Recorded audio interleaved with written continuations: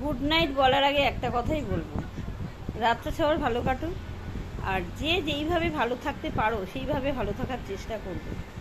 কেউ কবিতা বলে, কেউ গান করে, কেউ রান্না করে, আমি যেমন কথা বলে ভালো থাকার চেষ্টা করি, করবে।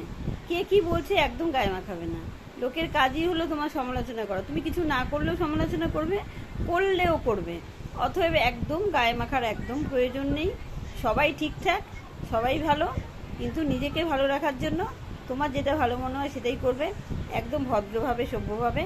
কারো চোখে খারাপ মনে হয় সেই কাজটা কখনো করবে না। সারা জীবন সৎ থাকবে, কখনো ঠকবে না।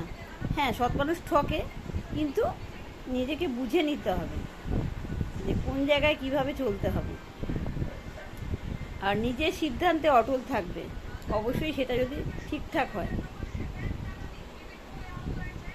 কারোর প্ররোচনায় পা দেওয়া চলবে না। এই জিনিসগুলো মনে রাখবে। সবাই ভালো থাকবে। Tata, good night.